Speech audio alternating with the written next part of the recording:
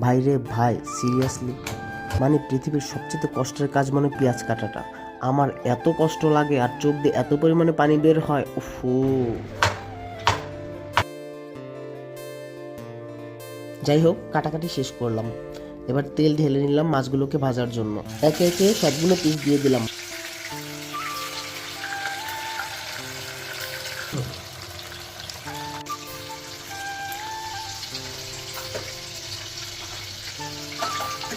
এবার মাছগুলোকে তুলে নিলাম। ভাজা মাছের সুঘ্রাণে বউকে লোভ লাগাচ্ছিলাম। যাই হোক, ভালোই সময় হয়েছিল, দুজনেরই খুব ক্ষুধা পেয়েছে, তাই আর দেরি না করে রান্নাটা শুরুই করে দিলাম। তেল ঢেলে নিলাম, তেলের মধ্যে পেঁয়াজ, কাঁচামরিচ, টমেটো, একটু আদা রসুন বাটা দিয়ে নাড়াচাড়া করে নিলাম। হালকা বাদামি রঙের হয়ে এসেছে, এখন হলুদ, মরিচ, একটু ধনিয়ার গুঁড়া, লবণ দিয়ে ভালো করে নাড়াচাড়া করে ঢেকে দেবো।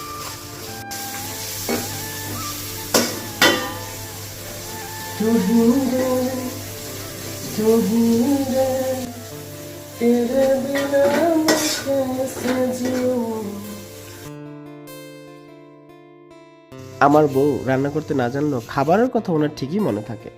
আমার মনে ছিল না আলুর কথা। হঠাৎ করে বলে, আলু দিবা না? তখন আলুর কথা মনে পড়লো। তখন আলুগুলো নিয়ে স্লাইস করে দেন দিয়ে দিলাম। আলু দিয়ে কষিয়ে নিলাম। তারপর পরিমাণ মতো পানি দিয়ে দিলাম।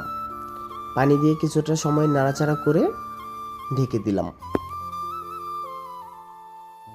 অলমোস্ট 15 মিনিট কষানোর পর ভেজে রাখা মাছগুলোকে দিয়ে দিচ্ছি।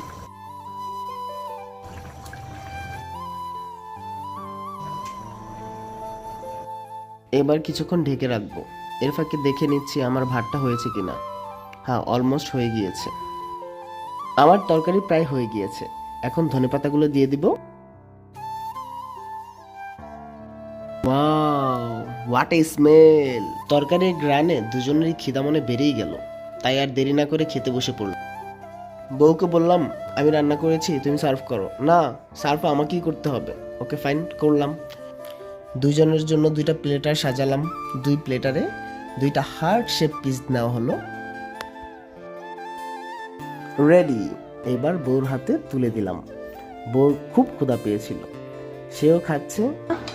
এবার আমার খাবারের পালা। আমি খাই, আমার আর দশ হইতেছে না, অনেক ক্ষুধা লাগছে। বিসমিল্লাহির রহমানির রহিম।